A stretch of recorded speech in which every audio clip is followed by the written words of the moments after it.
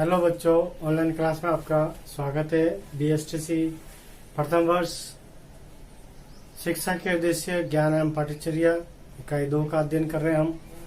और इकाई 2 में हमने बहुत सारा, जैसे बौद्ध दर्शन है, जैन दर्शन है, इस्लाम धर्म है, सूफी परंपरा है, ईसाई धर्म है, इन सभी के बारे में अध्ययन किया विस्तृत रूप से ऑनलाइन वीडियो के माध्यम से। और आज हमारा जो टॉपिक रहेगा, नया टॉपिक है प्राचीन यूनानी परंपराएं। प्राचीन यूनानी परंपराएं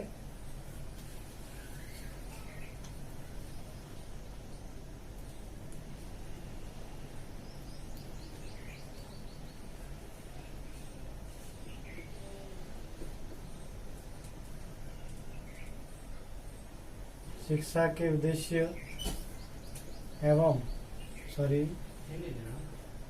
ज्ञान एवं पाठ्यचर्या।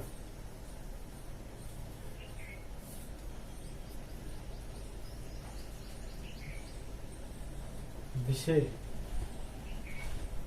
प्रकरण रहेगा अपने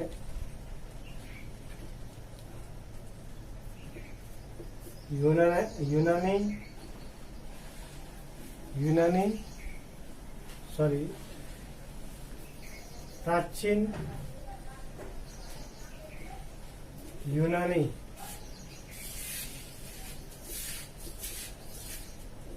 परंपराएं।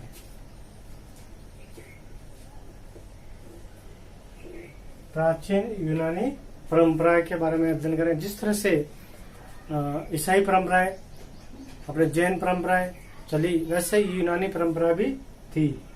अब यूनानी परंपरा में क्या था कि यूनान की सभ्यता, यानी ये जो परंपरा जहाँ से इसका जो विकास हुआ वो यूनान में हुआ था। यूनान की सभ्यता विश्व की अत्यधिक प्राचीन सभ्यताओं में से एक है।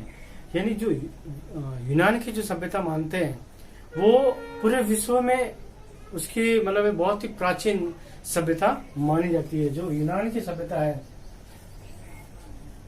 यूनान की जो सभ्यता है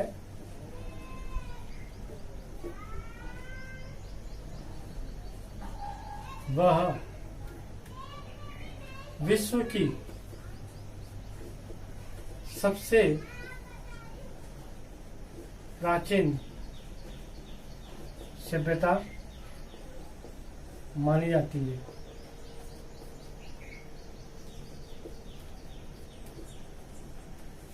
यानी यूनान की जो सभ्यता है वो विश्व की सबसे प्राचीन सभ्यता मानी जाती है। यूनान के नागरिक विश्व भर में अपनी विशेषताओं के कारण अत्यधिक प्रसिद्धि प्राप्त कर चुके हैं। यानी यूनान में जो रहने वाले हैं और वहाँ के जो नागरिक हैं वो पूरे विश्व में उनका नाम मतलब है कि फेमस है या प्रसिद्ध है। इन्होंने अपने शिक्षा से, अपने परिवर्तन से पूरे विश्व को मोहित किया है, पूरे विश्व को परिवर्तन करने की कोशिश की है। यूनान मात्र यूरोपियन देशों में से सबसे सभ्य देश नहीं है। यानी कहने का मतलब ये है कि यूनान देश केवल यूरोपियन देशों में से ही सबसे सभ्य देश नहीं माना जाता, अब बल्कि विश्व भर में इसका अपना एक स्थान था तथा संसार का कोई भी राष्ट्र इसकी समानता नहीं कर सकता था। यानी इस यूनान सभ्यता, यानी यूनान मात्र यूरोपियन देशों में से सबसे सभ्य देश नहीं बल्कि पूरे विश्व में प्रसिद्ध था।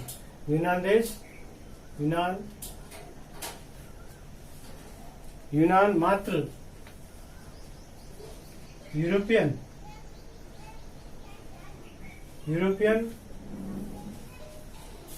देशों में ही प्रसिद्ध नहीं था बल्कि पूरे विश्व भर में प्रसिद्ध था। यानी इसकी जो प्रसिद्धि थी वो केवल यूनान या यूरोपियन देशों में ही नहीं थी बल्कि पूरे विश्व में प्रसिद्ध था। शिक्षा के क्षेत्र में भी यूनान ने विश्व के अन्य देशों का मार्गदर्शन किया। यहाँ पे जो दार्शनिक हुए, यहाँ पे जो शिक्षाविद हुए, यहाँ पे जो ज्ञानी हुए, पूरे विश्व में यहाँ की जो सभ्यता है, यहाँ यूनान के देशों की जो ज्ञान है वो पूरे विश्व में भी आज भी प्रसिद्ध है। आज भी इसके ज्ञान का उपयोग किया जा रहा है। और शिक्षा के क्षेत्र में तो यूनान ने विश्व के अन्य देशों का मार्गदर्शन किया है। इस यूनान देश ने या यूनान प्रदेश ने पूरे विश्व में शिक्षा के क्षेत्र में एक मार्गदर्शन का कार्य किया है, क्योंकि यहाँ पे जो महान से महान प्रसिद्ध दार्शनिक हुए, शिक्षाविद हुए और भी बहुत सारे महापुरुष इस धरती पर जन्म लिया और अपने ज्ञान से सभी को मतलब कि परिवर्तन किया और एक विकास किया और अग्रसर किया। यूनान की धरती ने अत्यधिक ही महान दार्शनिकों को जन्म दिया। यूनान की धरती ने महान दार्शनिकों को जन्म दिया। यानी यहाँ पे विश्व के सबसे महान दार्शनिकों ने यहाँ पे जन्म लिया, इसलिए यहाँ पे दार्शनिकों के लिए पवित्र जगह मानी जाती है। अब इसके दार्शनिकों में सबसे पहले सुकरात जैसा महान दार्शनिक भी कहता था कि शिक्षा के अभाव में जीवन के रहस्य को नहीं सुलझाया जा सकता। यानी सुकरात जो सबसे महान दार्शनिक माना जाता है, उसने भी यही कहा है कि शिक्षा के अभाव में जीवन के रहस्य को सुलझाया नहीं जा सकता। यानी शिक्षा के बिना कोई भी जीवन का रहस्य आप नहीं सुलझा सकते हो, जीवन जी नहीं सकते हो, जीवन की हर कठिनाइयों को दूर नहीं किया जा सकता है, जीवन के हर उद्देश्य को, हर लक्ष्य को प्राप्त नहीं किया जा सकता है। इसलिए उन उद्देश्यों को प्राप्त करने के लिए, उन लक्ष्य को प्राप्त करने के लिए जीवन में शिक्षा का होना बहुत जरूरी है, क्योंकि शिक्षा ही सर्वांगीण विकास करती है, एक व्यक्ति को एक अच्छा नागरिक बनाती है और राष्ट्र का निर्माण करती है। तो सुकरात ने भी यही कहा है कि शिक्षा के अभाव में जीवन के रहस्य को नहीं सुलझाया जा सकता है। उसने तो शरीर तथा विचारों के मध्य अत्यधिक गहरा संबंध बनाने को कहा है।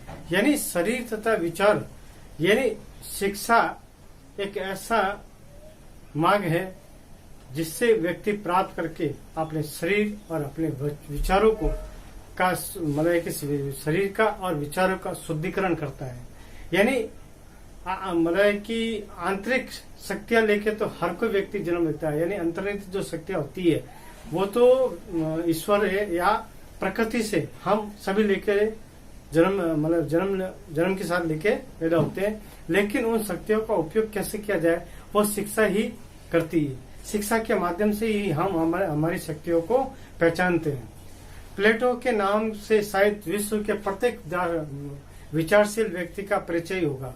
यानी जो सुकरात दार्शनिक थे, प्लेटो थे, अरेस्ट थे, डेकोमेट्स थे, ये सभी दार्शनिक यूनान की धरती पे जन्म लिया है। और इन दार्शनिकों ने शिक्षा के विभाग में, शिक्षा के क्षेत्र में और सामाजिक क्षेत्र में, समाज के क्षेत्र में बहुत ही महत्वपूर्ण योगदान दिया है। वर्तमान समय का आधुनिक युग भी प्राचीन यूनान का अत्यधिक ऋणी है। यानी आज भी हम जो शिक्षा के क्षेत्र में हम इन चीजों को, इनके नियमों को, इनकी बातों को, इनके मतलब कि लिखे गए हर चीज को अपनाते हैं, तो आज भी मतलब विश्व के सभी देश यूनान देश के ऋणी है, जिससे विश्व का विज्ञान, दर्शन कला, संगीत, शिल्प कला, इतिहास, शारीरिक शिक्षा, गणित तथा नक्षत्र विज्ञान के विषय में मार्गदर्शन किया। इन सभी क्षेत्रों में यूनान ने अपना मार्गदर्शन किया है। अब हम नेक्स्ट वीडियो में इन सभी दार्शनिकों के बारे में विस्तृत रूप से और जिन्होंने बहुत ही अच्छा बेहतरीन सहयोग दिया कि उन दार्शनिकों के बारे में हम अध्ययन करेंगे। आज के वीडियो में हम इतना ही करेंगे। धन्यवाद।